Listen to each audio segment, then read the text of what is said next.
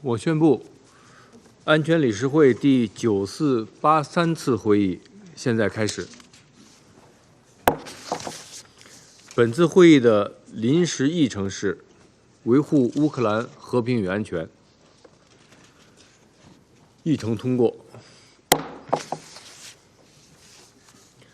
按照安理会暂行议事规则第37条，我邀请乌克兰代表参加本次会议，就这样决定。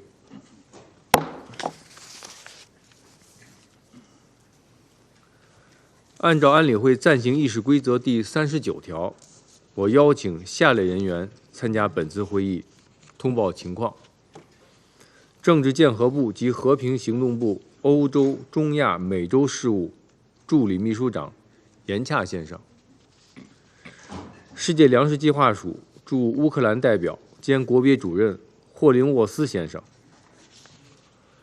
就这样决定。按照安理会暂行议事规则第39条，我还邀请欧洲联盟驻联合国代表团团长斯科格先生阁下参加本次会议，就这样决定。安理会现在开始审议议程项目2。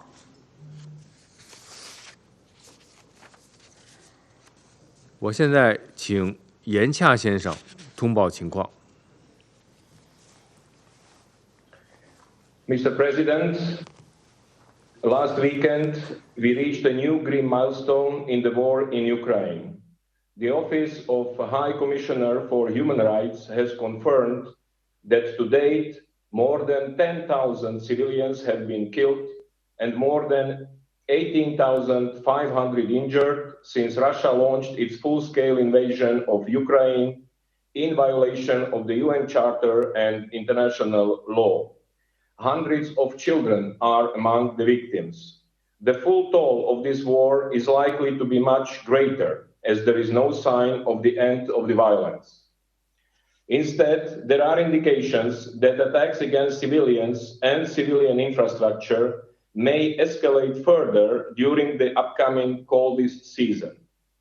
The impact for millions of Ukrainians will be dire as they brace themselves for the second wartime winter. Since I last briefed this Council less than 2 weeks ago, Russian aerial attacks across the country have continued to inflict death and destruction to areas near and far from the front lines. On 11 November, Kiev was attacked by missiles, first time in 2 months. While the capital was spared from casualties that night, attacks on Kiev and its region have continued. The city was attacked by drones just this weekend. On the same day, strikes killed 4 people, 2 in Kherson, 1 in Dnipropetrovsk, and another in Zaporizhia region, according to local officials. The city of Kherson, recaptured by Ukraine over a year ago, has continued to suffer regular intense bombardments, resulting in civilian deaths. Last week, at least 9 people were reportedly killed in the region, and 25 more, including a 2-month-old child, injured. In the Black Sea, the risk of escalation and spillover remains. On 9 November, in Odessa, a missile reportedly hit a cargo vessel, killing a port worker and wounding crew members of the ship. Landmines posing risks to civilian navigation have been reported. A military incident in the Black Sea, whether intentional or not, could result in dangerous escalation.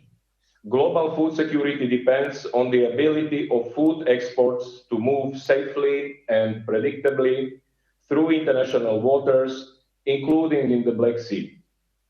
We once again stress that attacks on civilians and civilian infrastructure are prohibited under international law.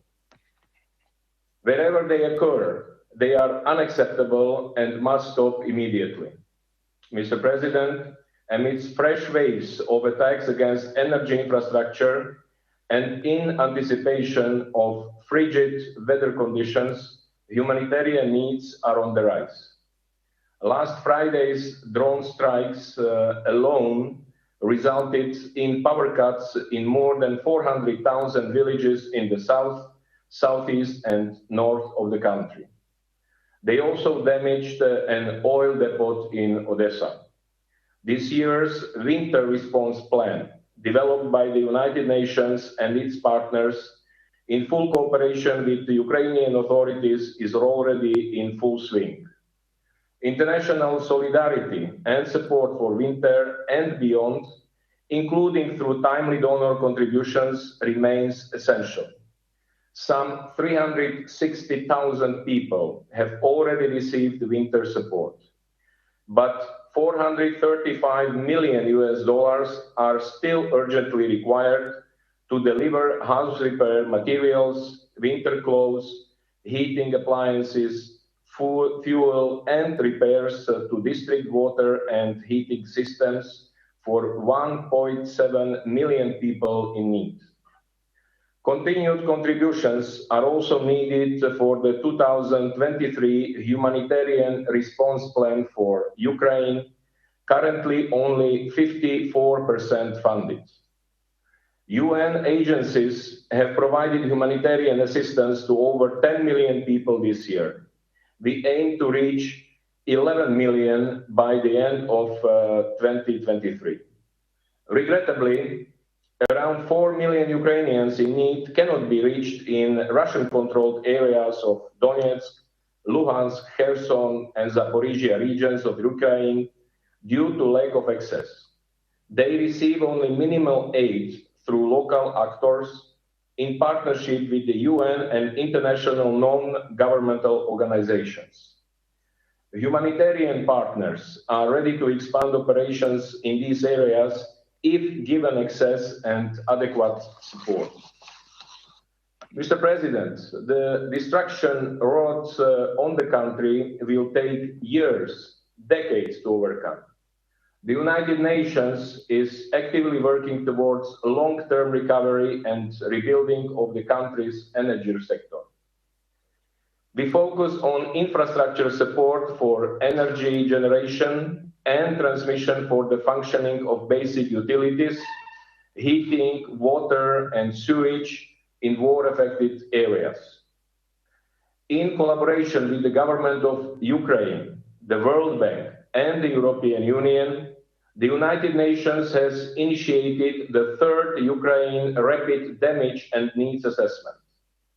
It will guide the Ukrainian government's investment priorities for recovery and reconstruction next year. The previous assessment has had estimated recovery costs for Ukraine at over 400 billion US dollars. We are committed to advancing an inclusive recovery based on rights and local needs in communities affected by the war, leaving no one behind. Regrettably, this war continues to cause often irreversible damage to Ukraine's education sites and hinder children's right to education. The Ukrainian authorities have reported that 365 educational institutions were destroyed and at least 3,428 damaged. We are also concerned about the disregard of international law in the regions of Ukraine currently under Russian control. Russian officials are holding so-called elections, appointing Russian judges, and applying Russian law, even retroactively. Policies aimed at forcefully changing or imposing institutions and identities have far-reaching consequences and are unacceptable.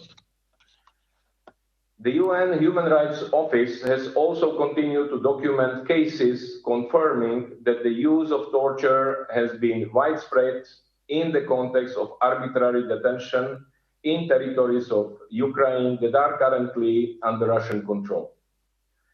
Accountability for all violations of human rights must be ensured in line with international norms and standards. Mr. President, in September, the Secretary General urged all countries to do their part to prevent further escalation in Ukraine and to lay the foundations for sustainable peace. Instead, attacks have increased and conditions on the ground deteriorated. While prospects for peace may seem distant and the risk of further escalation looms, urgent efforts must be undertaken to minimize the impact on civilians. Amidst global challenges and crises, the international community must sustain its focus on Ukraine and end the suffering caused by this war. As the Secretary General underlined, peace in Ukraine must remain a priority. A just and lasting peace, in line with the Charter, international law, and the resolutions of the General Assembly. We remain ready to support all meaningful efforts to that end. Thank you. 我感谢严恰先生的通报。我现在请霍林沃斯先生通报情况。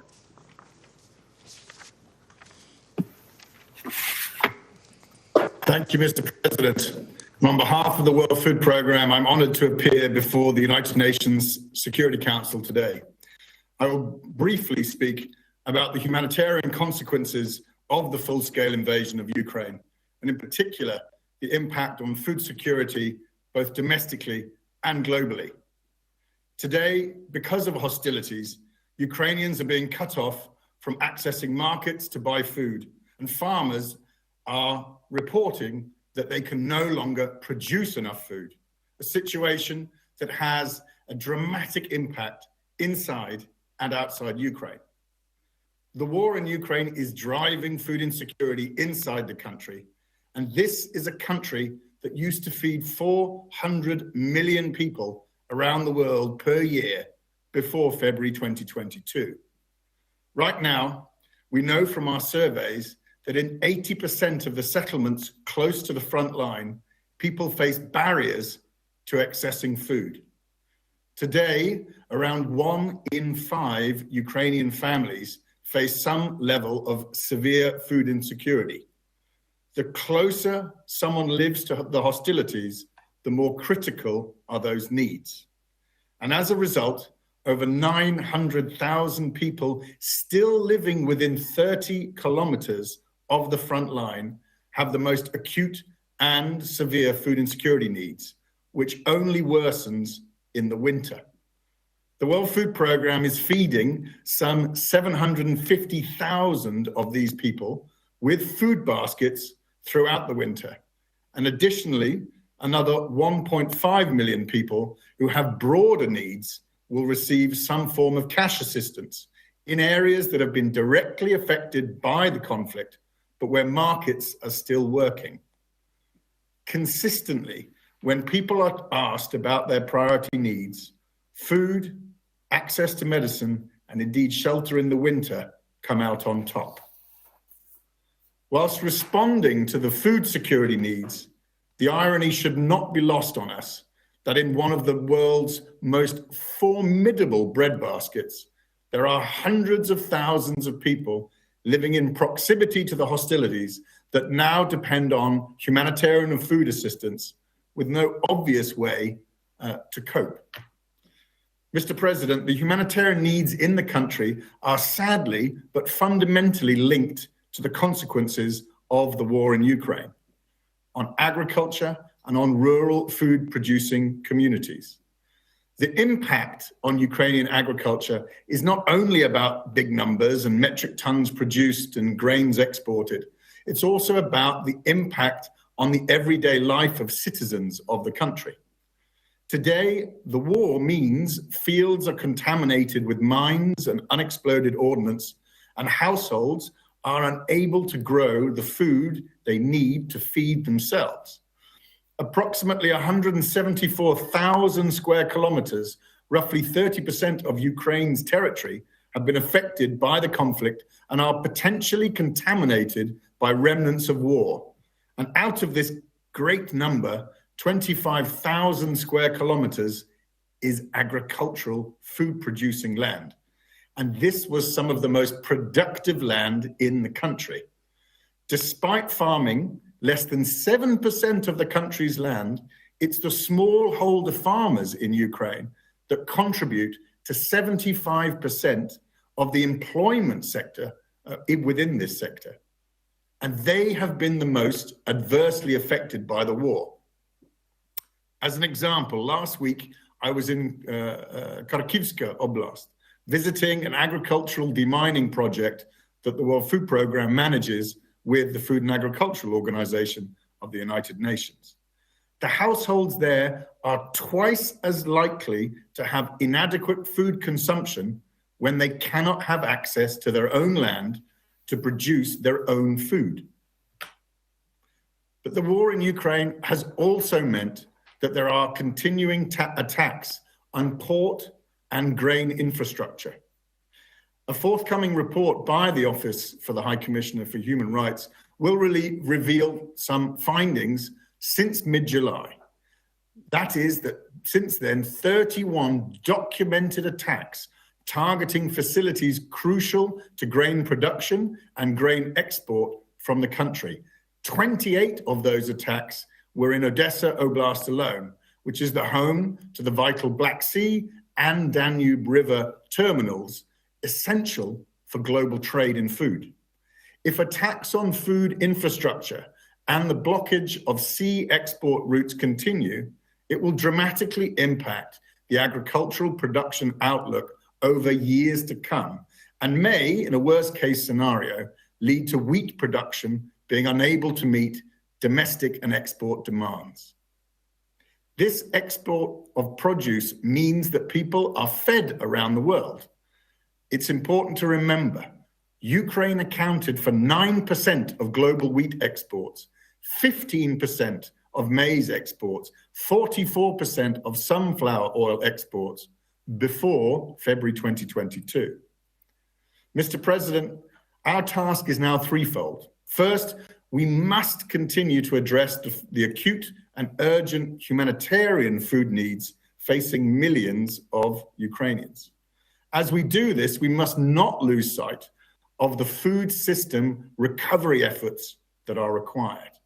The latest or the last rapid damage and needs assessment estimated that the country has already experienced a $40.2 billion loss in damages to the agricultural sector. And Ukrainian farmers and Ukrainian rural communities most affected need our support, or indeed, they will be left behind. Third, alongside the rest of the United Nations, the World Food Programme and others has to work to ensure that there continues to be a viable market for the food that's produced in Ukraine. Otherwise, there's simply no incentive for farmers to farm. This includes working to reduce the enormous increase in logistic costs created by any hindrance to the use of Black Sea ports. Mr. President, we must all keep our efforts on the immediate needs in this country, but also on the long game to ensure that this agricultural powerhouse can be quickly put back on its feet and made able to feed the world's hungry. Because when a next food crisis happens globally, the world will continue to need Ukraine. Thank you very much, Mr. President. 感谢霍林沃斯先生的通报。我现在请想发言的安理会成员发言。我现在请美国代表发言。Thank you, Mr. President. And thank you to Assistant Secretary Yenka and WFP Country Director Hollingworth for your briefings today. This month, we mark the 90th anniversary of the Holodomor, which translates to death by starvation. Death by starvation. Millions of Ukrainian women, men, children perished because of Stalin regime's harsh and repressive policies, because of a man-made deliberate famine. It has become a cautionary tale of what happens when we let cruelty and tyranny go unchecked. But Putin has not taken heed. Rather, he's taken inspiration. Like Stalin, Putin has used food as a weapon of war. And like Stalin, Putin has inflicted hunger and death on Ukraine. And let's be clear, Russia is not only waging war on Ukraine's people and food supply, it is also waging war on vulnerable people around the world who rely on Ukraine's food exports. We know that Russia has exacerbated global food insecurity. Prior to Russia's full-scale invasion, Ukraine was one of the top agricultural producers and exporters. But Ukraine's wheat production is 35% lower than pre-war levels. Why? Because Russia has stolen Ukrainian grain, sabotaged farmlands, and bombarded Ukraine's agricultural infrastructure and port cities. One Russian attack destroyed 60,000 tons of grain, which according to the WFP would have been enough to feed more than 270,000 people for a year. Despite these relentless attacks, the Ukrainian people have stood strong, and they continue to be a beacon of hope to the world's most vulnerable. Ukrainian farmers continue to harvest crops even in the face of grave danger. And for a long time, grain was getting out to the world through the Black Sea Grain Initiative, which was brokered by the UN and Turkey. More than 60% of wheat exported through this initiative went to developing economies, including those at risk of severe hunger and malnutrition. But Russia decided to unilaterally end this arrangement without cause and without regard for the needs of developing countries. Still, Ukraine was not deterred. By setting up a Black Sea grain corridor for ships to pass through Kyiv, Kyiv is doing everything in its power to feed the world. Russia predictably hates this. It has threatened to attack cargo vessels in the port of the Black Sea. And earlier this month, there were reports that Russia struck a civilian vessel in the port of Pivdeny. These actions compromise shipping safety and commercial activity, and we must all call on Russia to comply with its international legal obligations and respect freedom of navigation. Colleagues, President Putin is counting on us. He's counting on us to become numb to the horrors his forces have carried out, the killing and the torture and the rape and other forms of sexual violence, the indiscriminate attack on civilian structure, the illegal forcible transfer and deportation of Ukraine's children to Russia and Russian-occupied territories, as well as the transport of children from Russian-occupied territories to Belarus.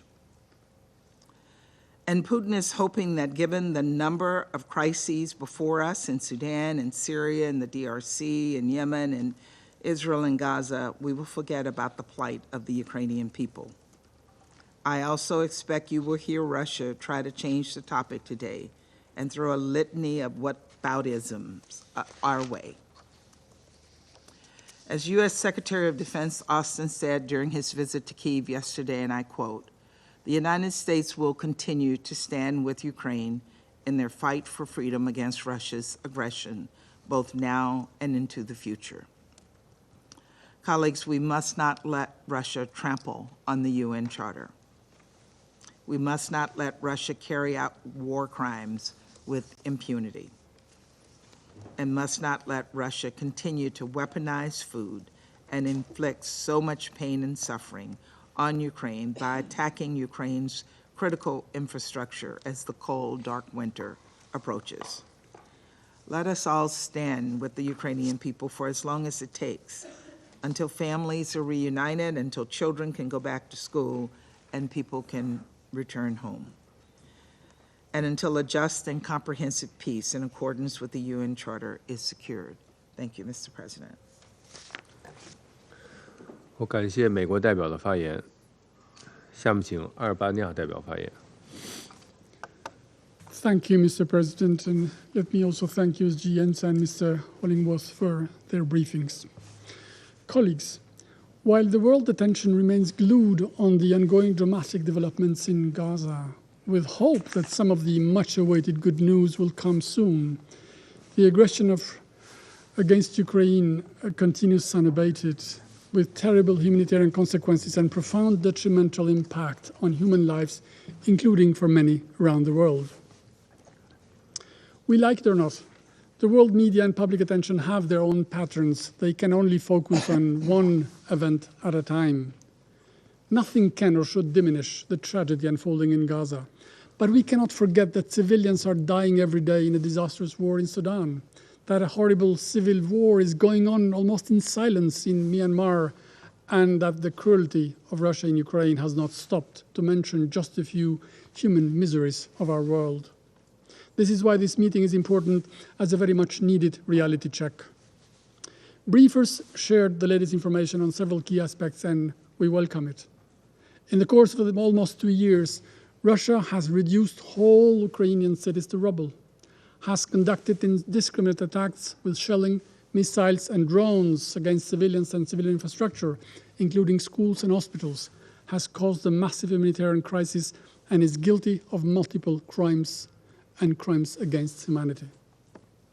The reports established by the Independent International Commission of Inquiry on Ukraine, based on numerous missions to Ukraine and other evidence, show beyond any doubt that the Russian authorities have committed a wide range of violations, many of which amount to war crimes. They include willful killing, attacks on civilians, unlawful confinement, torture, rape and sexual violence, as well as forced transfers and deportations of children. Colleagues, just a few days ago, Ukraine commemorated the 90th anniversary of Holodomor, otherwise known as the Great Famine. In 1932-33, millions of Ukrainians were starved to death in a man-made famine engineered by the Soviet government of Joseph Stalin. In 2023, in a man-made war, Kremlin continues to weaponize food against the same country and the same people, this time with reverberating effects around the world. As part of its efforts to subjugate its neighbor, Russia killed the grain deal, annihilating a much-needed food security relief worldwide. It continues to deliberately bombard and destroy Ukraine's export facilities and grain silos. It has wrecked and heavily mined vast parts of the agricultural land, inflicting huge damage to the country's economy and its output. What Russia didn't want, Ukraine is making now possible, thankfully. The food corridor is vital for Ukraine, but also for millions in the world. Colleagues, as we approach the 22nd month of uninterrupted, brutal war, let's take a moment and look at some key aspects of this war, probably a culmination of incompetence in strategic decision and political blunder, has brought for Ukraine, for Russia, and the world. It was meant to be a 3-day promenade. It has been going on for over 620 days with no end in sight, bringing death and destruction for Ukraine, but also extraordinary costs for Russia itself. It promised to save and liberate Ukrainians. It has only brought misery and suffering, killed 10,000 innocent people, and has displaced more than 10 million others. It was meant to bring Ukraine closer to Russia. It has instead created a more unified, nationally conscious country and society than before the war. Ukraine has become a candidate country to the European Union, has strengthened its European credentials, and is making its choices free from the Russian dictate. It was meant to show the Russian strength and grandeur. It has instead proved a disastrous example of overreach. It has isolated Russia, which stands now as a weak pariah, perceived as a threat to democracies, to the European security architecture and the international security system. By invading its smaller neighbor, Russia showed its contempt for the rules-based international order. It has upset and challenged it, but the world, as shown by the UNGA, has not followed Russia. It has openly opposed and condemned it. A war based on bogus pretexts and alternative realities they have created and keep repeating has only revealed how little respect a permanent member of the Security Council has for the UN Charter, the international law, and the Security Council resolutions, despite unsuccessful attempts to preach otherwise. Colleagues, history can always be a good advice to learn from the past and understand the present.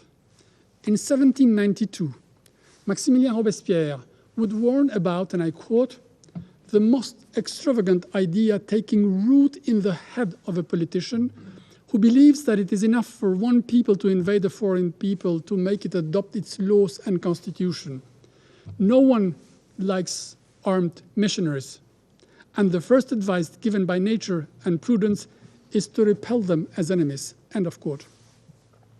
As incomprehensible as it may be, 231 years later, that extravagant idea and that kind of politicians are still around. Except that today, Robespierre's advice to repel enemies is enshrined in the UN Charter, in the international law, and is embodied in the worldwide solidarity with Ukrainians in their right for self-defense and their heroic resistance. It means that we have learned from past mistakes, at least some of us.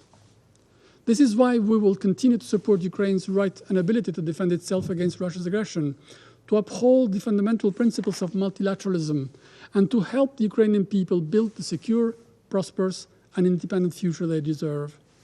Because, let's not forget, for Ukraine, the defense efforts are a matter of survival.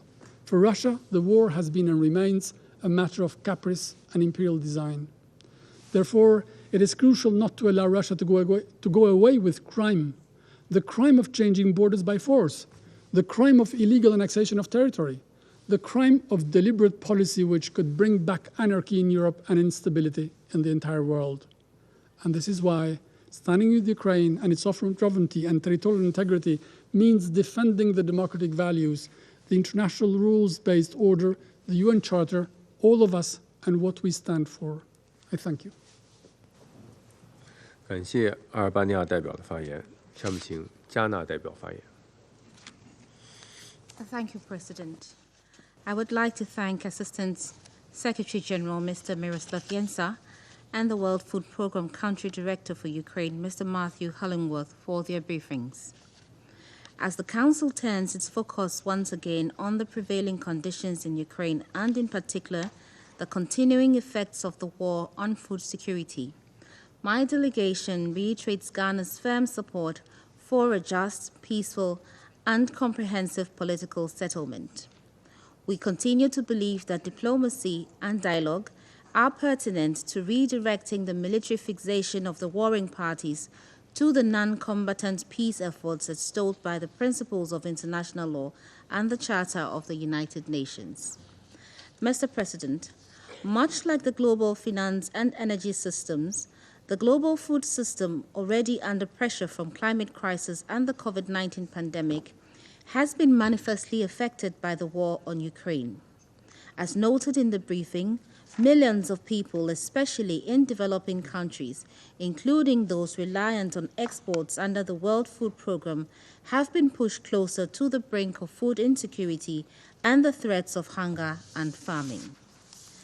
With as many as 250 million people facing food insecurity worldwide, we worry over the growing risk that the war on Ukraine poses to many people far removed from the theaters of war.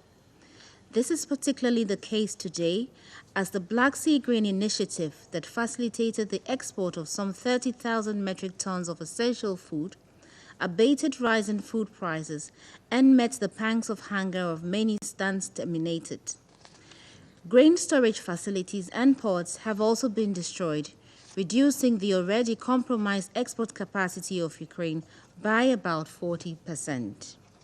We therefore join many others in encouraging continuing efforts by all relevant stakeholders to restore grain supplies to the global markets, with a priority for countries that are vulnerable and whose populations face famine and hunger. Mr. President, as the war grinds on with increasing risk to the lives and livelihoods of civilian populations, especially women, children, the aged and sick, We reiterate the necessity of unhindered access for humanitarian aid and assistance to address the heightened vulnerabilities arising from the frigid conditions of winter temperatures. We also highlight the dictates of international humanitarian law for the safety and protection of civilians during wartime, and call once more on the parties to align their actions with the humanitarian principles of distinction, proportionality, and military necessity. It cannot be said enough that civilians and civilian infrastructure are not and should not be targets of war. We close our statement by reiterating our appeal for an end to the war in Ukraine. Being fully convinced that there is no alternative to winning the peace in Ukraine, we strongly call on the parties to address their competing interests at the negotiating table and away from the battlefield. I thank you, President. 我感谢加拿大代表的发言，下面请加蓬代表发言。Merci, Monsieur le Président. Je remercie le sous-secrétaire général Miroslav Jenka et le directeur pays du PAM pour leurs exposés. L'ampleur des besoins humanitaires de la guerre en Ukraine continue de s'amplifier en même temps que se poursuivent des attaques contre les infrastructures essentielles, les hôpitaux, les ports de la mer Noire, les écoles et les habitations. Les conditions de vie de plus de 3 700 000 personnes déplacées deviennent de plus en plus difficiles en cette période hivernale. Dans sa dernière mise à jour, OCHA souligne que près de 1 700 000 personnes auront besoin d'une assistance pendant la période hivernale. Depuis le début de la guerre en Ukraine, le bilan civil est particulièrement alarmant. Ce sont près de 3 800 écoles qui ont été touchées par des combats ou tout simplement détruites. À cela s'ajoutent de nombreuses attaques contre des unités de santé. Mon pays rappelle aux parties belligérantes l'exigence de respecter leurs obligations en vertu du droit international humanitaire, ainsi que l'ensemble des résolutions pertinentes de ce Conseil. Nous voulons redire que les civils et toutes les personnes qui ne prennent pas part au combat ne doivent absolument pas être des cibles d'attaque. Nous sommes alarmés par la prolifération des attaques par drone qui constituent de véritables facteurs d'aggravation des effets du conflit sur le quotidien des populations. Nous réitérons notre appel aux parties à s'abstenir d'utiliser toute arme aux effets indiscriminés et inhumains. Monsieur le Président, dans un contexte mondial marqué par l'augmentation de l'insécurité alimentaire avec des risques de famine dans certains pays fragiles, nous tenons à rappeler que les infrastructures agricoles ne doivent pas être des cibles d'attaques armées. Les effets de la rupture du barrage de Kavkova sur les domaines économiques essentiels tels que l'agriculture ou la pêche constituent des menaces potentiellement pour la subsistance des populations des régions environnantes.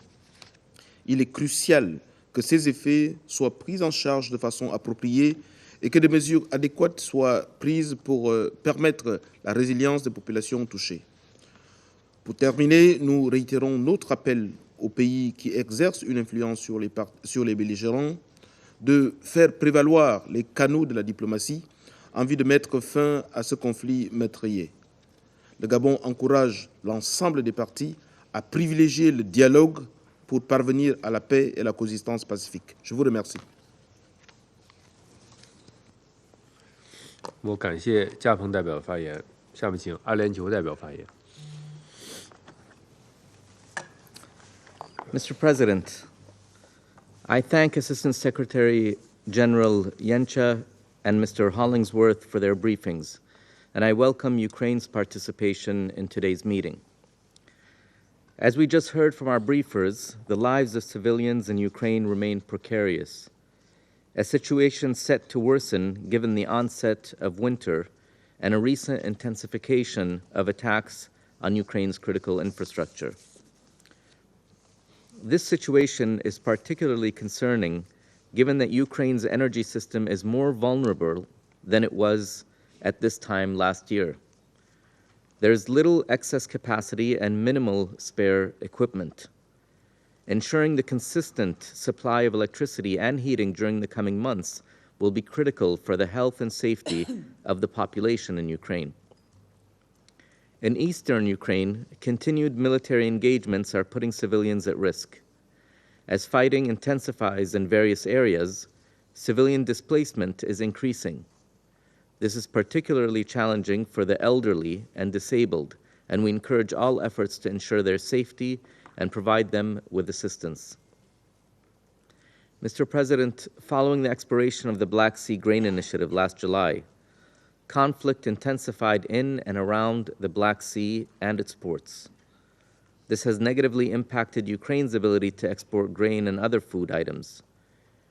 Reduced food exports not only impact Ukraine, but also people around the world who rely upon the stable and affordable supply of food. Indeed, on 3 August 2023, this Council re-emphasized the obligations of all parties to conflict to comply with their obligations under international humanitarian law regarding respecting and protecting civilian objects, including objects necessary for food production and distribution, such as food processing and storage sites, and hubs and means for food transportation. This reaffirmed many of the provisions of Resolution 2417, which highlighted international humanitarian law obligations to protect objects necessary for food production and distribution, and drew attention to the links between conflict and hunger. The law is clear, and we call for all parties to conflict to fully adhere to it. The Black Sea Grain Initiative was a practical mechanism to enable the protection of civilian objects required for food distribution, and it had a significant impact on global food security during the year it was in effect, enabling export of nearly 33 million metric tons of Ukrainian grains and foodstuffs. While we regret its expiry, we note the subsequent establishment of the Black Sea Corridor, which has facilitated the export of Ukrainian food and goods through the Black Sea on over 150 ships. We also reiterate that civilian objects remain protected under international humanitarian law at all times, whether or not they are part of the Black Sea Grain Initiative or Black Sea Corridor. We strongly encourage discussions to re-establish a joint mechanism to ensure the protection of civilian ports, shipping, and other necessary elements of food distribution, and to potentially create momentum for broader diplomatic breakthroughs. Mr. President, there remains only one way to put a sustainable end to this war's destructive impact on the people of Ukraine, its negative consequences for global food security, and to address its regional and international political repercussions, and that is to bring the conflict to a peaceful conclusion. We reiterate our call for a cessation of hostilities and a just and lasting peace which respects Ukraine's sovereignty, independence, and territorial integrity in line with the UN Charter. We encourage all serious efforts to this end and stand ready to support them. Thank you, Mr. President. 感谢阿联酋代表的发言，下面请瑞士代表发言。 Merci, Monsieur le Président. Je voudrais rejoindre mes collègues et remercier le sous-secrétaire général Jenka et le représentant et directeur pays du Programme alimentaire mondial en Ukraine, Matthew Hollingworth, de leurs exposés. Et je voudrais moi aussi, à l'occasion du 90e anniversaire de l'Holodomor, tout d'abord rendre hommage aux millions de victimes de cette grande famine provoquée par le régime soviétique. Nos pensées sont avec les victimes et surtout le peuple ukrainien qui commémore chaque année cette blessure de son âme. Monsieur le Président, l'Ukraine est le grenier à blé du monde. En temps normal, elle est en mesure à elle seule de nourrir 400 millions de personnes par année. Les actions de combat depuis le début de l'agression militaire russe affectent certaines des meilleures terres agricoles en Ukraine. Un tiers du pays est potentiellement contaminé, nous l'avons entendu, par les mines et des munitions non explosées. Et des attaques ciblées russes détruisent les infrastructures céréalières et portuaires ukrainiennes de la mer Noire. La Suisse est profondément préoccupée par les conséquences néfastes de ces actions sur la sécurité alimentaire, tout d'abord en Ukraine même, mais aussi dans le monde entier et surtout dans les pays les plus vulnérables. À l'heure où 1 personne sur 10 dans le monde souffre de faim chronique, tout doit être mis en œuvre pour restaurer et protéger les capacités de l'Ukraine à stabiliser les chaînes d'approvisionnement. La solution à cette fin est simple. Une fois de plus, et pour la protection du droit à l'alimentation dans le monde entier, nous exhortons la Russie à cesser ses opérations de combat et à retirer ses troupes du territoire ukrainien. Et nous demandons à nouveau le respect du droit international humanitaire et des droits humains par toutes les parties. Nous rappelons que le droit international humanitaire interdit les attaques contre les biens indispensables à la survie de la population civile. Les graves dommages causés aux biens et objets civils, ainsi que l'interruption des services essentiels, notamment l'eau, l'électricité et le chauffage, sont particulièrement alarmants à l'approche d'une nouvelle saison hivernale. Ces attaques doivent cesser immédiatement. Monsieur le Président, alors que les effets de l'agression militaire de la Russie se font sentir dans le monde entier, nous félicitons tous les acteurs et actrices, y compris l'Ukraine elle-même, qui travaillent sans relâche pour soulager ceux qui souffrent de l'insécurité alimentaire. La Suisse remercie le secrétaire général pour avoir donné la priorité à la sécurisation des exportations par la mer Noire. Près de 33 millions de tonnes de céréales et d'autres denrées alimentaires ont été exportées dans le cadre de l'initiative de la mer Noire. Nous regrettons qu'en se retirant de l'initiative, la Russie ait éteint cette lueur d'espoir. Depuis lors, plus de 150 navires ont emprunté le couloir humanitaire ukrainien de la mer Noire. Nous appelons toutes les parties à s'abstenir de toute action susceptible de nuire à la navigation civile, comme cela s'est produit le 8 novembre. Nous exprimons également notre gratitude aux PAM, présents parmi nous aujourd'hui virtuellement. Leurs activités, en particulier la distribution de nourriture, l'assistance en espèces et, en Ukraine, le déminage agricole, on en a entendu parler, sont essentiels pour soutenir les personnes les plus vulnérables. La Suisse est fière de soutenir ces efforts du PAM à hauteur de près de 15 millions de dollars depuis février 2022. Enfin, je souligne le soutien de la Suisse au programme humanitaire Céréales d'Ukraine. À quelques jours du 2e sommet, nous nous félicitons de pouvoir poursuivre les discussions d'aujourd'hui à Kiev. Nous allons continuer à nous engager en faveur de la sécurité alimentaire mondiale et à répondre aux besoins humanitaires urgents. Ensemble, nous pouvons ramener la terre minée et les infrastructures détruites à leur original, une mer de champs de céréales, parce que la faim ne doit jamais être utilisée comme arme de guerre. Je vous remercie. 我感谢瑞士代表的发言，下面请法国代表发言。 Monsieur le Président, je remercie messieurs Jenka et Hollingworth pour leur présentation. Je souhaite insister sur 2 points. Tout d'abord, la France continue à condamner la guerre d'agression illégale menée par la Russie contre l'Ukraine. Depuis le 24 février 2022, le peuple ukrainien se défend avec courage alors qu'il subit quotidiennement exactions, crimes et tortures. La Russie frappe sans relâche les populations civiles en violation du droit international humanitaire. Depuis vendredi, Kiev a été prise pour cible par plusieurs dizaines de drones Shahid.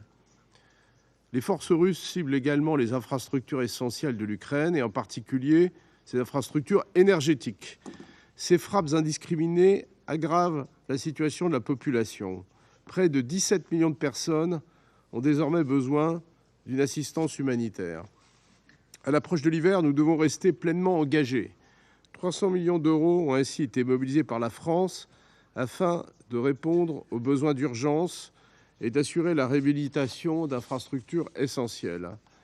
Monsieur le Président, la France continuera de fournir à l'Ukraine l'aide nécessaire pour lui permettre d'exercer sa légitime défense consacrée par la Charte des Nations Unies. Nous poursuivrons aussi notre appui aux juridictions ukrainiennes et à la Cour pénale internationale afin de lutter contre l'impunité. Au lieu de poursuivre sa fuite en avant et de mettre en péril la paix et la sécurité internationale, la Russie doit mettre fin à cette guerre. Elle doit cesser son agression et retirer ses troupes du territoire ukrainien, comme le lui a demandé la Cour internationale de justice dès le 16 mars 2022. Elle doit entendre les appels de l'Assemblée générale qui, à une écrasante majorité, a affirmé et réaffirmé son attachement à la souveraineté et à l'intégrité territoriale de l'Ukraine et a déclaré toute tentative d'annexion de territoire ukrainien comme illégale au regard du droit international. La restauration de la souveraineté et de l'intégrité territoriale de l'Ukraine et la préservation de notre sécurité collective sont au cœur de la vision pour une paix juste et durable développée par l'Ukraine. À ce titre, nous saluons la réunion organisée à Malte le 28 octobre dernier et la participation d'un nombre croissant d'États à ces travaux. Deuxièmement, nous restons engagés pour atténuer les conséquences de cette guerre d'agression au plan mondial, notamment en luttant contre l'insécurité alimentaire. La Russie a pris la décision unilatérale de ne pas renouveler l'accord de la mer Noire et ses attaques répétées contre les infrastructures de production et de stockage ukrainiennes. Le 9 novembre, la Russie a visé un navire civil dans le port d'Odessa, provoquant la mort du capitaine et blessant plusieurs membres de l'équipage et des personnels à terre. Il s'agit de la 21e attaque contre les ports ukrainiens depuis juillet dernier. Celle-ci démontre que la Russie continue d'utiliser l'arme alimentaire. Les conséquences en sont ressenties bien au-delà de l'Ukraine, par les populations des pays les plus vulnérables. En réponse, la France et l'Union européenne agissent depuis le début de cette guerre pour soutenir le maintien des activités agricoles de l'Ukraine et permettre aux produits agricoles ukrainiens d'approvisionner les marchés mondiaux, notamment via les corridors de solidarité. La France a décidé de renforcer sa contribution au programme alimentaire mondial à hauteur de 166 millions d'euros en 2023, y compris au bénéfice de l'Ukraine. Avec notre soutien, le programme alimentaire mondial et la FAO pourront contribuer au déminage des terres agricoles en Ukraine grâce à un projet innovant utilisant l'intelligence artificielle. La France continuera d'apporter un soutien aux pays les plus vulnérables à l'insécurité alimentaire, avec une aide alimentaire qui dépassera les 950 millions d'euros en 2023. Notre participation au sommet Grain from Ukraine à Kiev le 25 novembre prochain, ainsi que la tenue hier à Londres du sommet mondial sur la sécurité alimentaire, démontrent notre mobilisation sur ce sujet. Je vous remercie. 我感谢法国代表的发言，下面请日本代表发言。 Mr. President, I thank ISG Miroslav Yencha and WFP representative and country director in Ukraine, Matthew Hollingworth, for their briefings. More than 600 days have passed since the aggression against Ukraine began. Today, we once again pay our utmost respects to the Ukrainian people who are defending their country. There are numerous conflicts around the world. There is no silver bullet for identifying all the causes and effects of each one. However, this war of aggression is very different from other conflicts. Its causes could not be clearer. This unprovoked war of aggression was started by Russia, and Ukraine is fighting against it in accordance with the UN Charter to protect its own people, independence, sovereignty, and territorial integrity. There is a plethora of credible information from multiple sources, as well as ample evidence on the ground that the damage caused by Russia, disastrous humanitarian situation caused by Russia, is enormous. Russia continues to attack critical infrastructure, including power plants, causing the Ukrainian people to suffer as they enter their second winter since the beginning of the war. It has also withdrawn from the Black Sea Grain Initiative and destroyed port facilities that deliver food abroad, affecting not only Ukraine but the entire world. Mr. President, we reaffirm our commitment to address the growing needs of vulnerable countries and populations impacted by Russia's aggression. We welcome steps taken by Ukraine to strengthen export routes free of Russian control. We continue to fully support the export of Ukrainian agri-products, including through the EU-Ukraine solidarity lanes, Danube ports, and the Humanitarian Maritime Corridor. Mr. President, we remain steadfast in upholding and strengthening the free and open international order based on the rule of law, respecting the UN Charter. And in this regard, we reiterate our strong opposition to any unilateral attempts to change the peacefully established status of territories by force or coercion anywhere in the world. Such attempts undermine the rule of law, which protects all nations, especially the vulnerable, as well as global security and human dignity. It is unacceptable for an aggressor to profit from violating the UN Charter. A just and lasting peace cannot be realized without the immediate, complete, and unconditional withdrawal of Russia's troops and military equipment from the internationally recognized territory of Ukraine. There must be no impunity for war crimes and other atrocities. Justice must be done, and those who are responsible for the undeniable atrocities that have taken place must be held accountable. Mr. President, our commitment to supporting Ukraine will never waver. We have always been with Ukraine and will stand by Ukraine for as long as it takes. I thank you. 我感谢日本代表的发言，下面请英国代表发言。Thank you, President. I also thank Assistant Secretary General Jenka and Mr. Hollingsworth for their briefing. Russia continues its relentless attacks on Ukraine's ports and grain infrastructure. It is a deliberate attempt to strangle the Ukrainian economy with total disregard for the impact on food. It follows Russia's cynical withdrawal from the Black Sea Grain Initiative, driving up global food prices and risking the lives of the world's most vulnerable. The cost of Russia's war to global food supplies is staggering. In just 1 month, Russia destroyed over 280,000 tons of grain, enough to feed over 1 million people for a year. Agriculture production costs have increased. Landmines have reduced the land available to farm. In frontline oblasts, households involved in agricultural production have reduced by 1/4.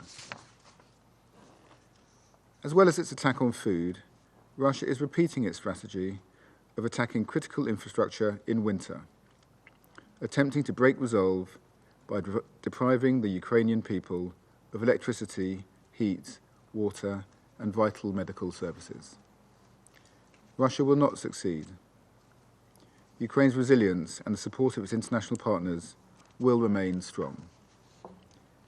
The United Kingdom will continue to work with Ukraine and our partners to ensure Ukraine is able to export its grain. The Unity Facility, launched last week between Marsh McClellan's UK division and the Ukrainian government, will provide affordable shipping insurance for grain and other critical food supplies from Ukraine's Black Sea ports. Ships are sailing, and Ukraine's grain is being exported. This week, the UK hosted a Global Food Security Summit, galvanizing action to tackle the causes of food insecurity and malnutrition, and unlock our diverse resources for a more resilient, food-secure future. We welcome Ukraine Summit next week, which will drive support for the Grain from Ukraine initiative. As my Foreign Secretary said in Ukraine last week, Russia thinks it can wait this war out, and that the West will eventually turn its attention elsewhere. This could not be further from the truth. The UK and our partners will support Ukraine and its people for as long as it takes for them to achieve victory and a just peace. I thank you. 感谢英国代表的发言，下面请厄瓜多尔代表发言。 Gracias, señor presidente. Agradezco también las exposiciones informativas del subsecretario general adjunto de Asuntos Políticos, señor Miroslava Jenka, y del señor Matthew Hollingsworth, representante y director país en Ucrania. Estamos a 3 meses de cumplir 2 años de la agresión militar contra Ucrania.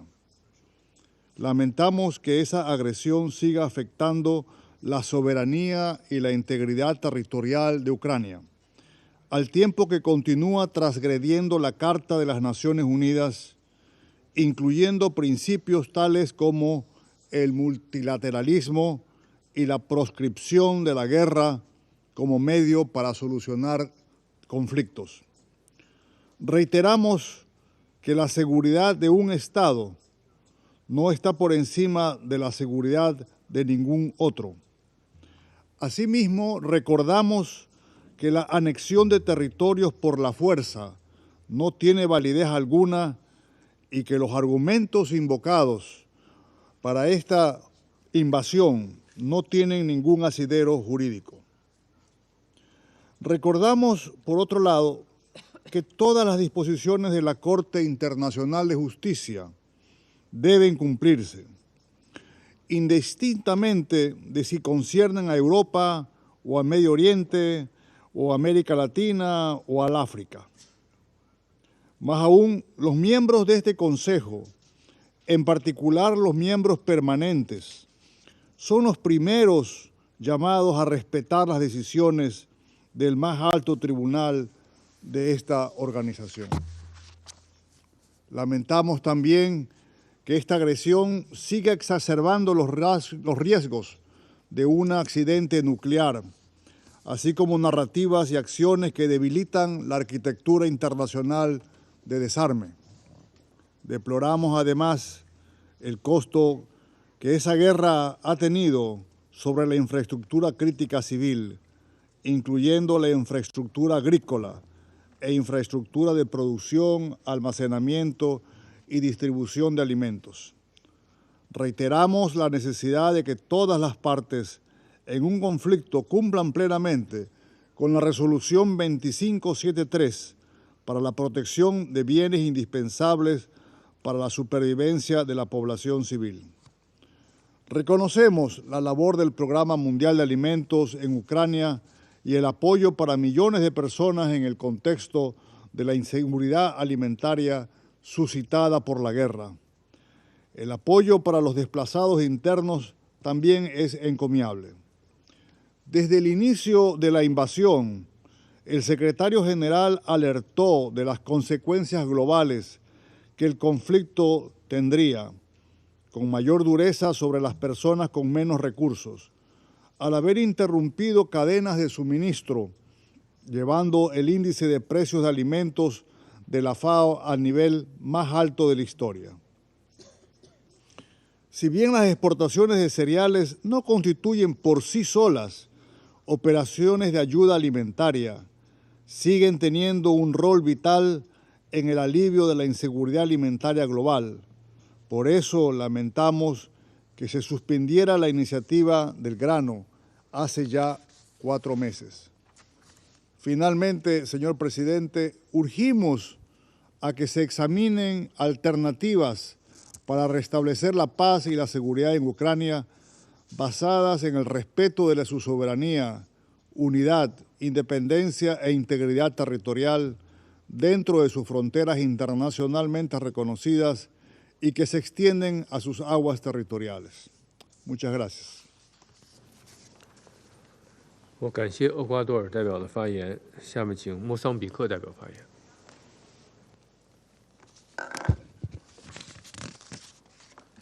Thank you, Mr. President. We thank the Assistant Secretary General Yencha and Mr. Mathieu for their insights on this important issue. This Council has been meeting consistently to address the conflict in Ukraine. Unfortunately, the situation on the ground is worsening despite all our calls from and outside this Council for cessation of hostilities. Reports from the battlefield indicate a stalemate. As we said time and again, there is no military solution to this conflict. The cost of this war is very high, resulting in a humanitarian crisis, food insecurity, human rights violations, destruction of civilian infrastructure, killing and injured persons and arms race.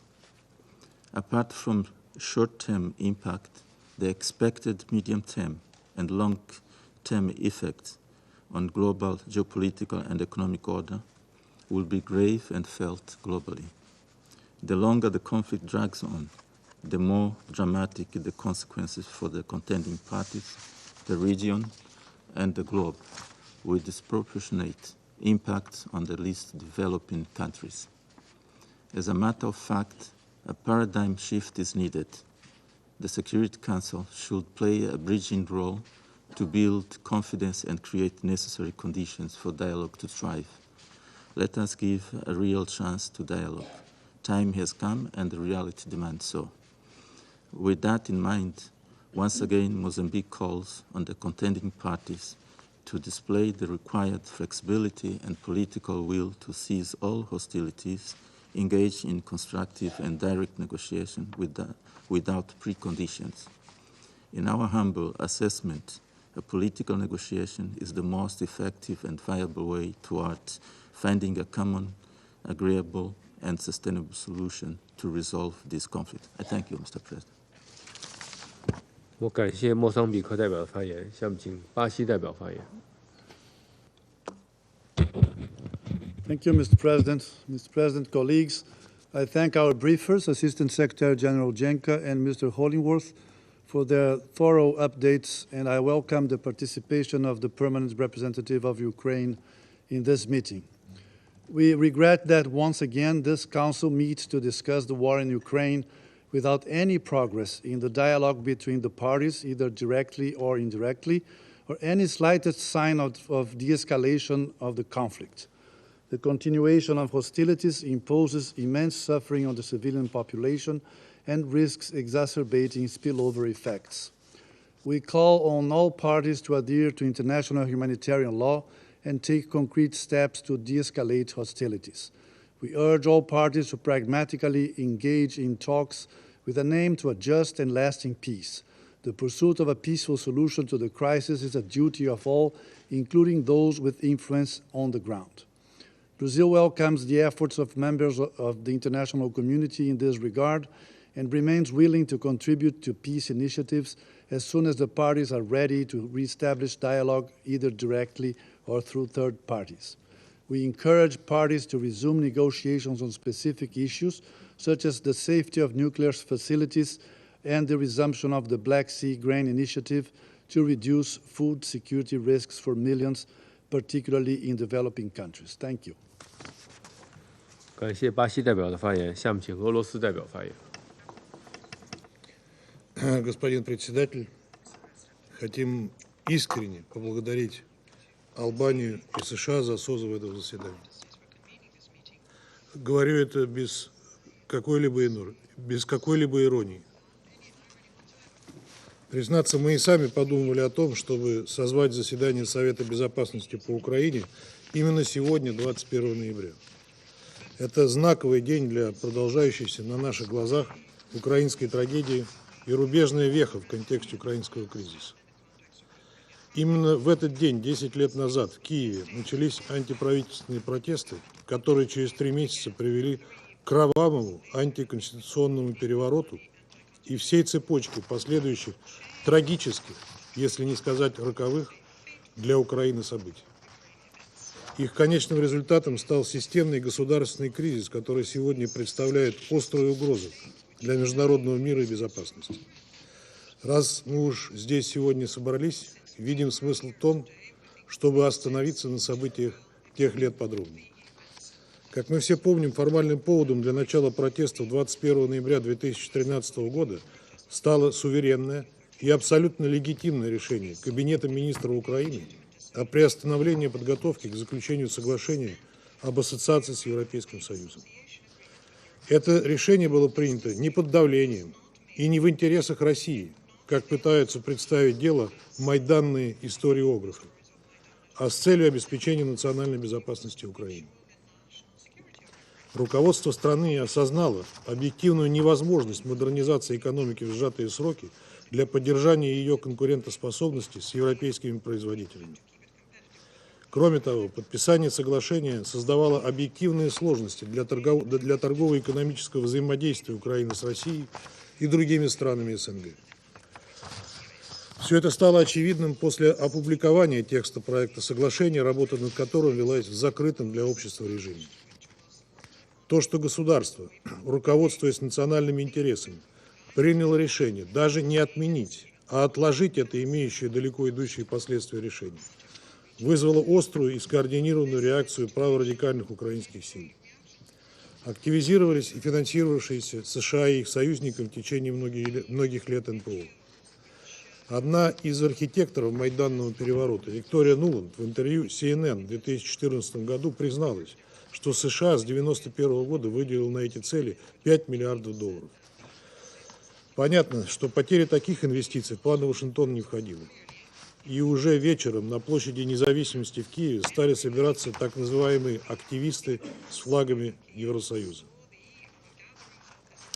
При этом еще за неделю до этих событий, 13 ноября, известный деятель оранжевой революции 2004 года, первой неудачной попытки установить на Украине прозападный режим, Юрий Луценко, призывал оппозицию к объединению и массовым акциям на случай, не удовлетворявшей ее требований в решении по евроинтеграции.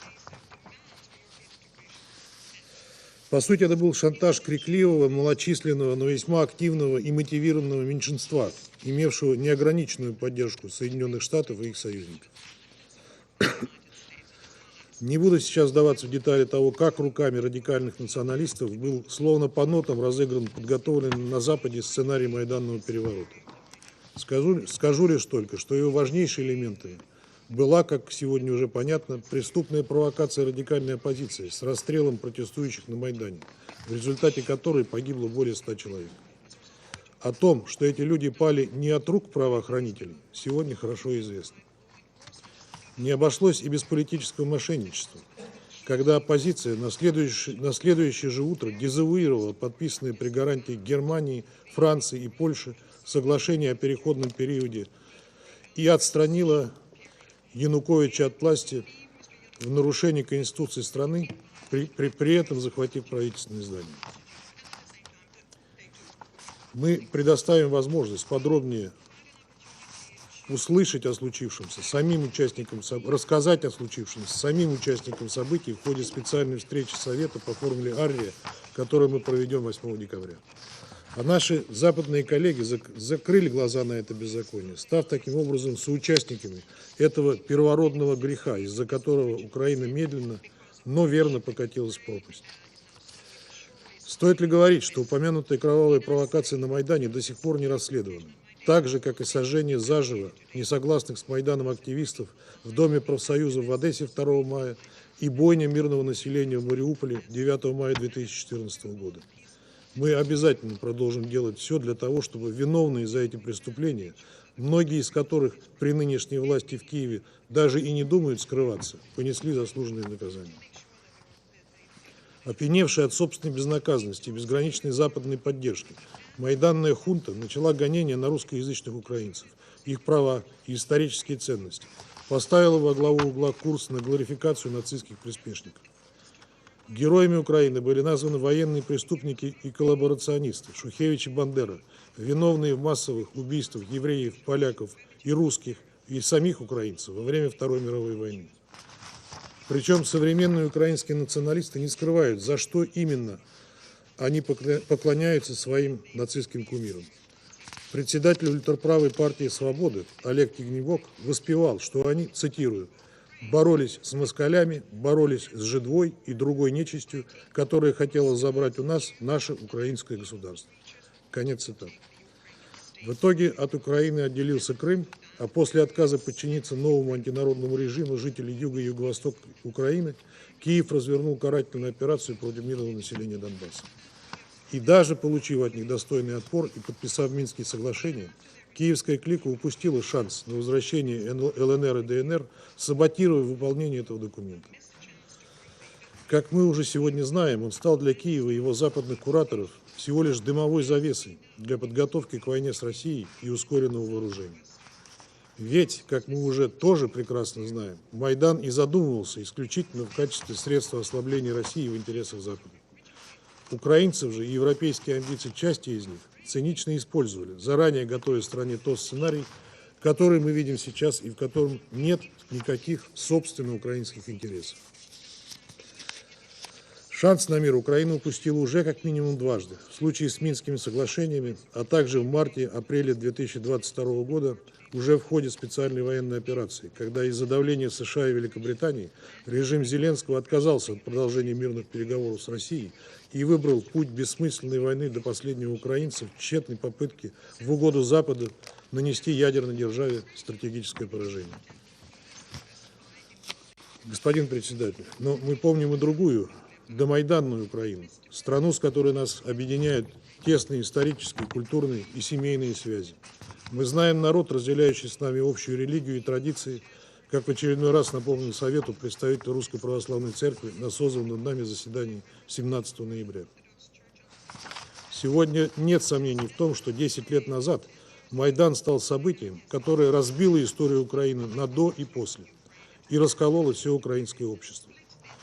И это был не выбор между архаичной Россией и прогрессивным Западом, как его сейчас пытаются представить в Киеве и западных столицах, а выбор между цивилизационной самобытностью на основе исторически сложившейся общности славянских народов с одной стороны и полной утратой национальной идентичности, превращением в лишенную права на собственное мнение марионетку Запада, насквозь пронизанную коррупцией и чудовищными проявлениями национализма.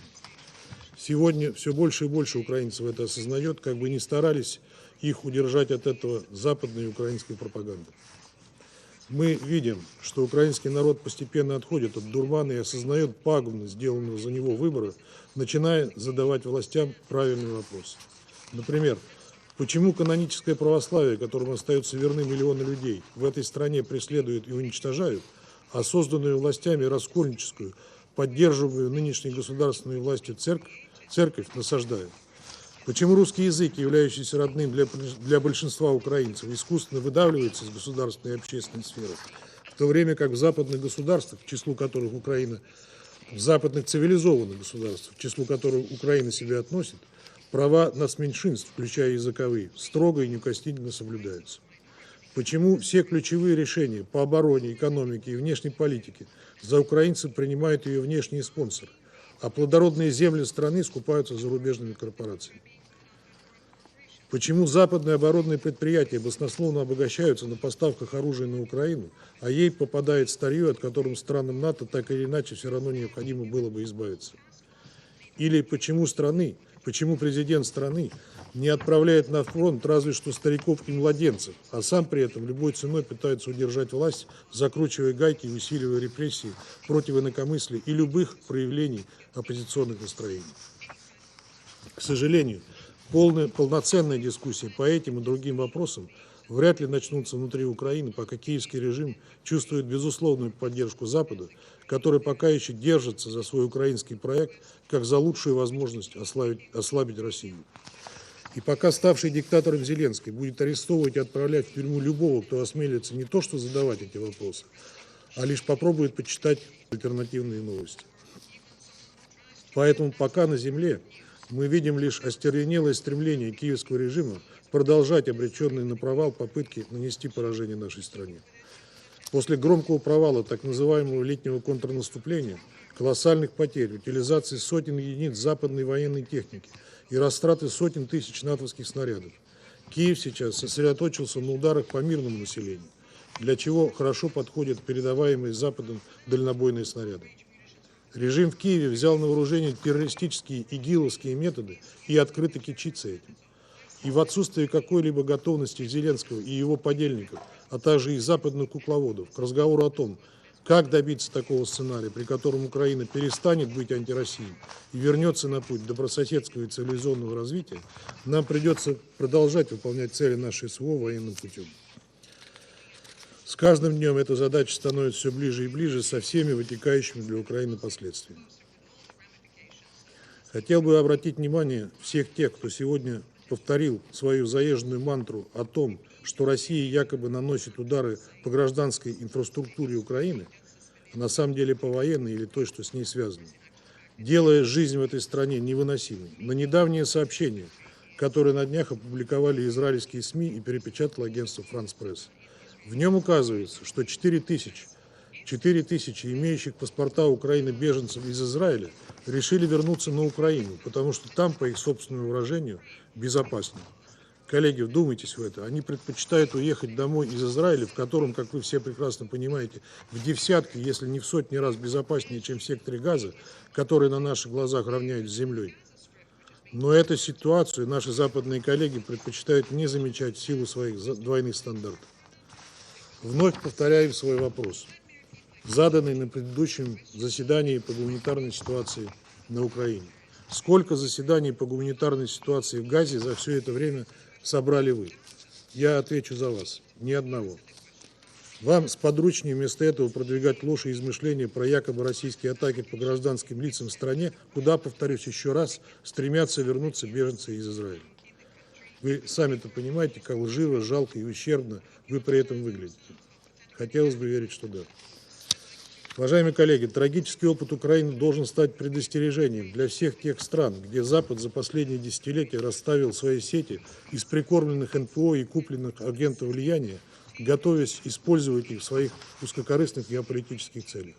Мы видим, что запустив этот дремлющий до поры до времени часовой механизм, США и их союзники не остановятся ни перед какими преступлениями и жертвами и с легкостью закроют глаза на любые самые отвратительные нарушения прав человека, проявляя при этом вопиющие двойные стандарты.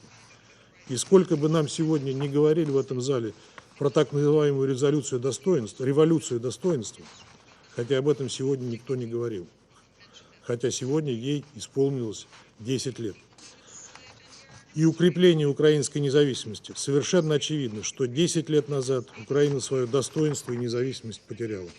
И пока не обрела, поскольку еще не преодолела первородный грех Майдана.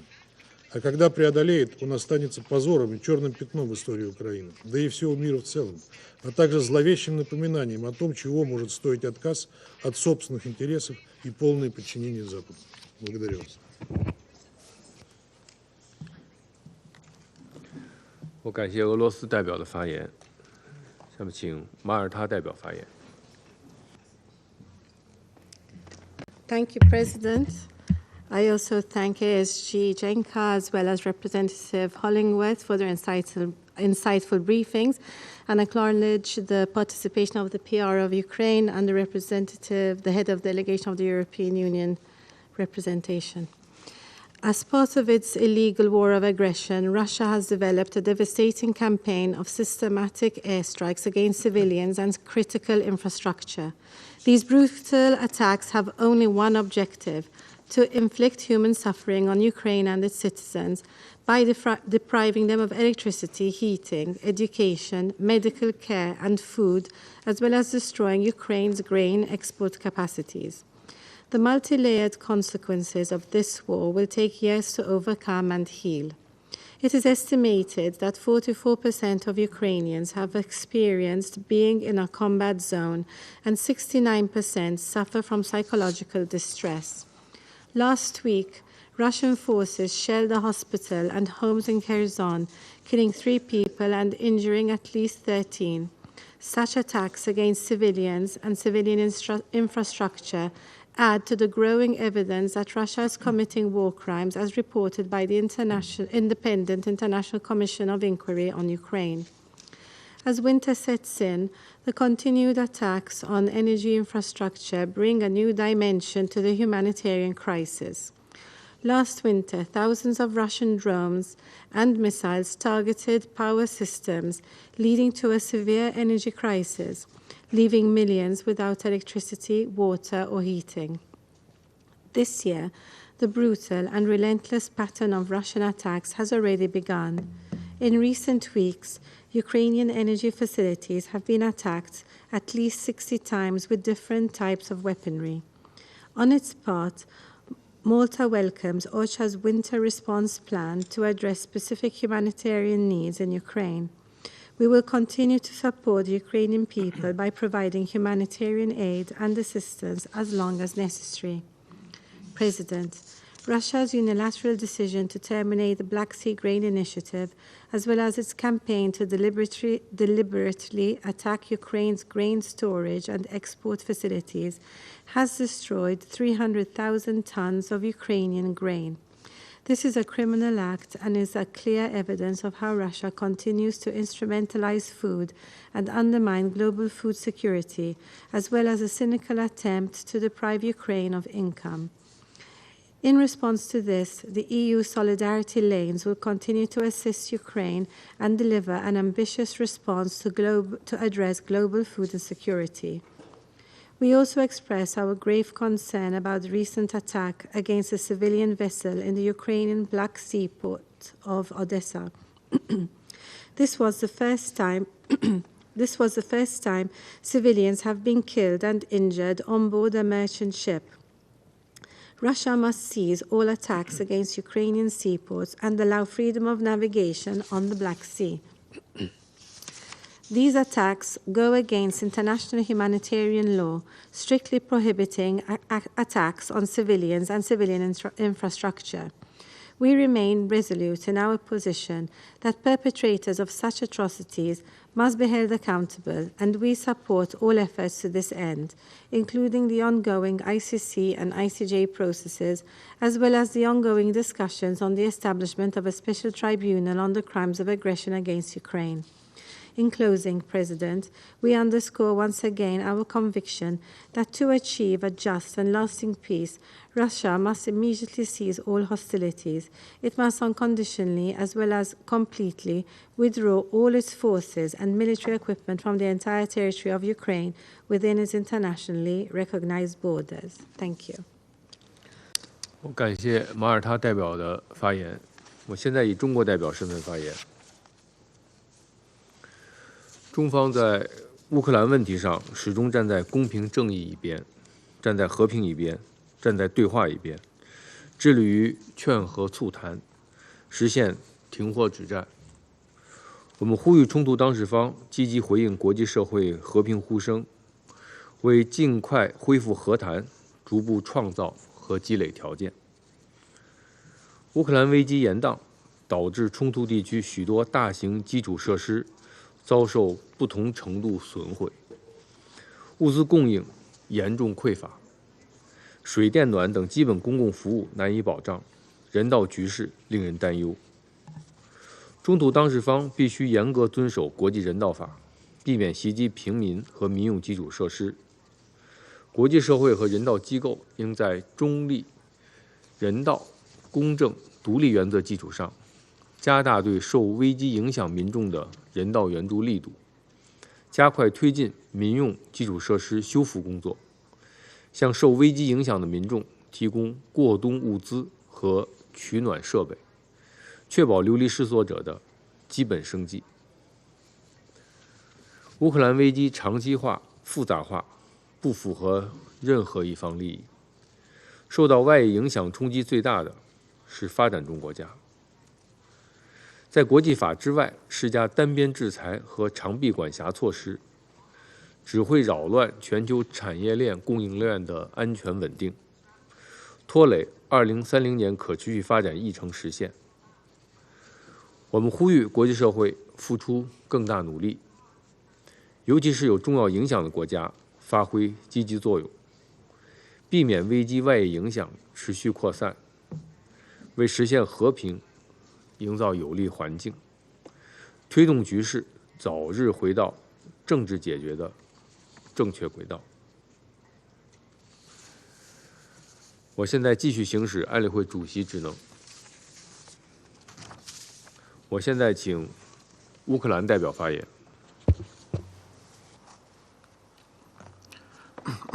Thank you, Mr. President. Distinguished members of the Security Council, Assistant Secretary General, World Food Programme representative in Ukraine. I also recognize here Putin's envoy in the permanent seat of the Soviet Union. This country now defunct, but still present in the UN Charter. It killed millions of people during the Great Famine of 1932 to 1933 in Ukraine. this Saturday we will pay tribute to the memory of the victims of the tragedy of Holodomor, as we call it in Ukrainian. It was the result of a deliberate policy of starvation aimed at crushing any resistance to Moscow's rule in Ukraine and stamping out any aspirations of Ukrainians towards independence. As it was 90 years ago, Russia again seeks to break the will of Ukrainians to resist.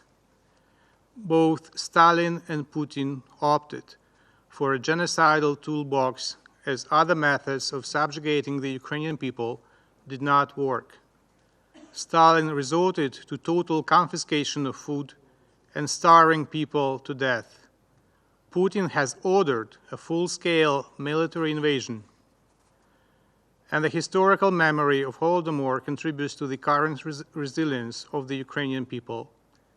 We fight the same aggressor that organized the deadly hunger in Ukraine 90 years ago. Now they have a much more sophisticated toolbox at their disposal. All kinds of weapons, including missiles and UAVs, but deliberate starvation remains one of their weapons, as it was 90 years ago. This time it is used not only against Ukraine, but against the entire world, including the most vulnerable in Africa and Asia. The delegation of Ukraine has initiated the declaration of the UN member states on the occasion of the anniversary, due to be issued later this week. We believe that the Holodomor should be a reminder for present and future generations to unconditionally respect human rights in order to prevent the perpetration of such tragedies. The UN member states will also send an important message of the need to prevent the weaponization of food against a backdrop of the disruption of production and supply chains, which increases global food insecurity, especially for the most vulnerable.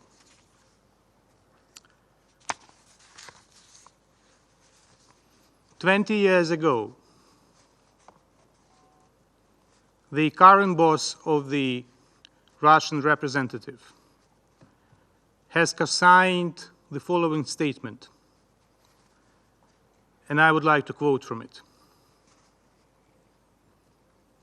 In the former Soviet Union, millions of men, women, and children fell victims to the cruel actions and policies of the totalitarian regime. The Great Famine in Ukraine, Holodomor, which took from 7 to 10 million innocent lives, and because the national tragedy for the Ukrainian people. Expressing sympathy to the victims of the Great Famine, Holodomor, we call upon all member states, the United Nations, all international and regional organizations, as well as non-governmental organizations, foundations, and associations to pay tribute to the memory of those who perished during that tragic period of history. Sergei Lavrov,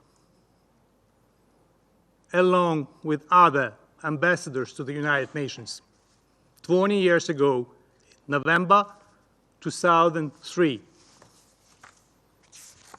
So where are you today? I'm grateful to those Security Council members and other UN member states who have already joined the declaration of this year. And I invite other delegations to do likewise. Perhaps the Russian delegation would like to join again, since your boss, Sergei Lavrov, has signed it in 2003. Mr. President, starvation is one of Russia's methods of warfare, has encompassed various components since day one of the full-scale invasion. These include blocking Ukrainian food exports, shelling Ukrainian ports and grain stores, mining Ukrainian fertile soils, and turning them into battlefields. For instance, due to the blockade of the Ukrainian coast by Russia, the processing of goods by Ukraine's seaports decreased by 61.5%. The sharp increase in world grain prices that followed the blockade was also on Russia's wish list as a grain exporter. Nevertheless, Ukraine remains committed to contributing to food security. The Black Sea Grain Initiative served as a powerful example of this commitment. Restoring Ukrainian maritime supplies of grain and foodstuffs helped to gradually stabilize and reduce world food prices, particularly for wheat and sunflower oil. In 1 year of the BSGI operation, Ukraine exported more than 33 million tons of agricultural products to 45 countries, with 60% of the volume going to the countries of Africa and Asia. These figures would have been much higher if Russia had not impeded the functioning of the initiative before then withdrawing from it in July this year. Instead, Russia has started regular missile attacks on Ukrainian port infrastructure and grain stores. Since July 18, 167 port infrastructure facilities and 7 civilian vessels have been damaged and partially destroyed as a result of Russian attacks on Ukrainian seaports. More than 20 civilians have been injured. On November 8, Russia attacked a civilian vessel operating under the flag of Liberia. As a result, 1 crew member was killed, 3 crew members and a port employee wounded. Even today, just several hours ago, the aggressor attacked the civilian infrastructure of Ukrainian ports with missiles. As a result, the missile terror Ukraine has experienced a 40% reduction in the export potential of its ports. Around 300,000 tons of grain have been destroyed. The export of grain cargoes to the countries of Asia, Africa, and Europe has been reduced by almost 3 million tons per month. These actions, devoid of any military objective, only serve to exacerbate the global food crisis. Ukraine is committed to preventing Russia from instigating hunger worldwide. That is why the peace formula proposed by the President of Ukraine last year encompasses food security as an integral part of a comprehensive, just, and lasting peace.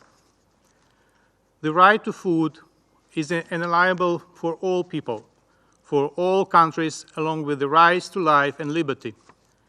Every country should be protected from famine. This is the ideology of the peace formula. While work on the peace formula is already underway, it is essential to curtail Russia's ability to wield food as a weapon even right now.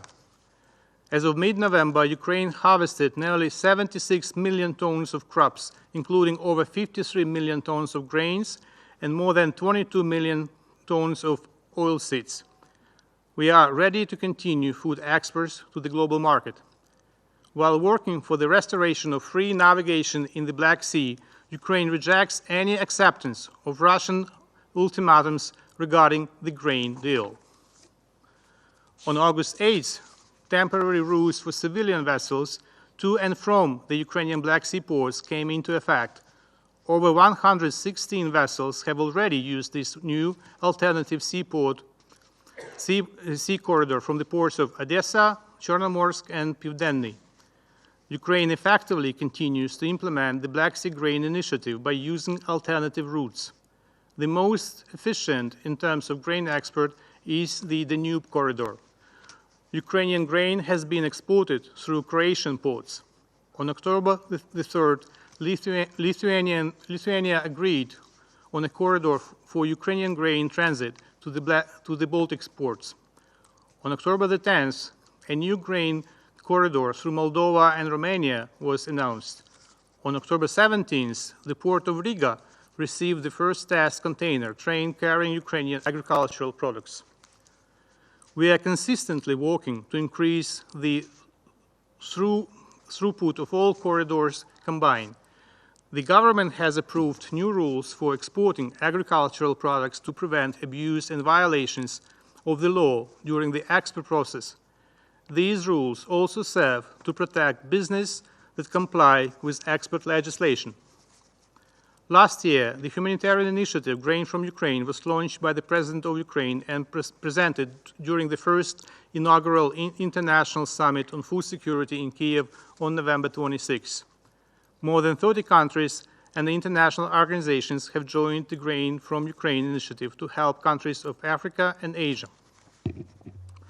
Now Ukraine intends to send more vessels with humanitarian grain to African countries, in particular 25,000 tons to Nigeria. Grain from Ukraine initiative will now apply to Ukraine's Danube ports. We call on countries from across the globe to join this initiative. Among other issues, we can consider creation of food logistics hubs in the countries of the Global South for the supply of Ukraine's agricultural products. The second international summit, Grain from Ukraine, will be held in Kiev on November 25th under the auspices of the President of Ukraine. The upcoming summit's extended format will allow us to explore additional opportunities. We aim to agree on an algorithm for cooperation in the context of implementing joint projects for grain storage, primary processing, and transporting agricultural products to recipient countries. We also welcome the Global Food Security Summit that was held in London yesterday. We appreciate that the joint ministerial statement between the United Kingdom, the United Arab Emirates, and Somalia has also highlighted the nexus between conflicts and food security, as well as emphasized that food must not be used as a weapon of war. Mr. President, it was also yesterday that we marked World Children's Day. The right to food is a human right, while for a child, a proper nutrition is of fundamental importance. Well-nourished children grow and develop to their full potential. According to UNICEF, in 2022, an estimated 45 million children under 5, that is 6.8%, were affected by wasting, of which 37.7 million were suffering from severe wasting. More than 3/4 of all children with severe wasting live in Asia, and another 22% live in Africa.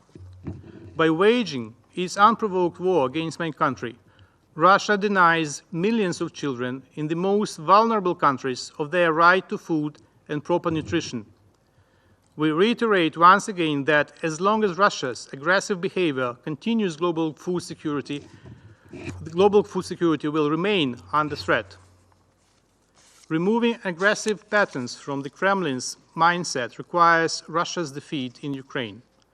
And as soon as comprehensive, just and lasting peace in Ukraine, based on the UN Charter principles, is achieved, our common efforts on food security will be more effective. And I thank you. 我感谢乌克兰代表的发言。我现在请欧盟驻联合国代表团团长 Skook 先生发言。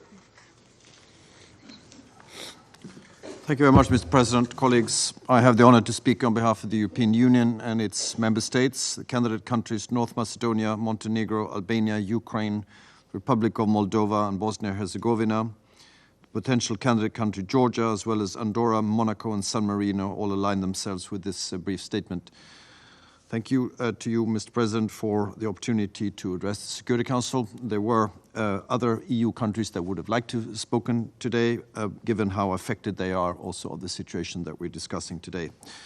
I want to thank the briefers for their presentations. And Mr. President, I want to say also at the outset to reiterate the EU's resolute condemnation of Russia's war of aggression against Ukraine, which constitutes a manifest violation of the UN Charter. The consequences of the aggression has been, I think, made very clear by the two briefers today, both the consequences for Ukraine but also on the global food security situation.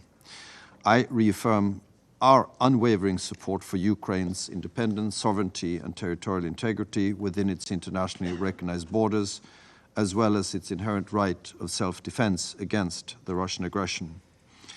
I want to make two further points. One, about Russia's targeting of Ukraine's critical infrastructure and how unacceptable that is and that it must stop. and secondly, the European Union's full engagement in efforts to address the global consequences of the Russian aggression. Russia's ongoing systematic airstrikes against civilian objects and critical infrastructure in Ukraine are unacceptable and they must stop. Such intentional attacks against civilians and civilian infrastructure add to the growing evidence of war crimes, as reported by the Independent International Commission of Inquiry on Ukraine. Russia and its leadership must be held fully accountable for waging a war of aggression against Ukraine and other most serious crimes under international law. In the face of continued Russian attacks against Ukraine's civil and critical infrastructure, the European Union will intensify our provision of humanitarian and civil protection assistance to Ukraine, including equipment such as power generators, power transformers, mobile heating stations, and high voltage and lighting equipment to help Ukraine and its people face yet another winter at war. Via the EU Civil Protection Mechanism, we have sent more than 5,000 power generators to Ukraine. According to the 2023 UN Humanitarian Response Plan, 11.1 million people are food insecure in Ukraine. Last week, we announced an additional 100 million euros in humanitarian support to those most vulnerable, especially in hard-to-reach areas. This will allow our humanitarian partners to provide essential services such as cash assistance, food, water, shelter, healthcare, psychosocial support and protection. It brings the total for EU humanitarian aid in response to Russia's war to 785 million euros. Unfortunately, humanitarian access remains critical, and the EU fully supports efforts by the UN and all relevant stakeholders to engage in negotiations with all parties to provide full, safe, unhindered and durable humanitarian access, in particular in areas under the temporary military control of the Russian Federation. Russia's unilateral decision to terminate the Black Sea Grain Initiative, as many colleagues have pointed out today, and its deliberate attacks on Ukraine's grain storage and export facilities, as well as its actions to hinder the freedom of navigation in the Black Sea, show that Russia continues to weaponize food. By doing so, it deliberately undermines global food security. And I stress the importance of security, stability, and freedom of navigation in the Black Sea, which is vital for sustainable grain exports. We praise Ukraine for its unwavering efforts to resume grain exports via maritime routes, as we just heard, including through the organization of the Second International Summit on Food Security next week. The successful establishment of the Ukraine Corridor for civil cargo ships has allowed Ukraine to export over 1.5 million tons of food, thus contributing to enhancing global food security. We commend efforts by Ukraine and the private sector to put in place an insurance scheme that reduces the costs of this route. Through Ukraine's own Grain from Ukraine program, over 170,000 metric tons of grain have been donated to countries in need, including Ethiopia, Kenya, Somalia, Sudan, and Yemen. We condemn the devastating attack on a civilian cargo ship in the Ukrainian port of Pivdeni earlier this month. The EU supports all efforts, including those of the United Nations, to facilitate exports of Ukraine's grain and other agricultural products to the countries most in need, notably in Africa and in the Middle East. We will also further enhance the capacity of the EU's solidarity lanes to facilitate transit and export via land routes to world markets, which have enabled the export of more than 57 million tons of Ukrainian agricultural products so far. In addition, we will continue to deliver on our ambitious response to address global food insecurity. Together with our member states, we are providing 18 billion euros in grants to countries and people in need, including humanitarian and food assistance. Tragically, the weaponization of food is nothing new. Every year, towards the end of November, as we've heard today, Ukraine commemorates the Holodomor famine and its victims. This year, it's the 90th anniversary of the Soviet Union's use of hunger as a weapon against the Ukrainian people. The EU and its member states join Ukraine in honoring the millions of victims of this terrible crime. If we do not educate ourselves about our history, we risk repeating our mistakes. That is why we support Ukraine's initiative of a joint declaration, and we call on all other UN members to support it as well. Mr. President, in closing, I emphasize that the European Union will continue to provide strong financial, economic, humanitarian, military and diplomatic support to Ukraine and its people for as long as it takes. We will continue our intensified diplomatic outreach efforts and cooperation with Ukraine and other countries to ensure the widest possible international support for a comprehensive, just and lasting peace and the key principles and objectives of Ukraine's peace formula. I thank you very much. 我感谢 Mr. Skoog 的发言。在休会之前，我仅表示注意到爱沙尼亚和丹麦代表团提交了书面发言，这些书面发言将向安理会成员分发，并将作为安理会正式文件发布。我的发言名单上没有其他人了。现在休会。I don't think they will speak.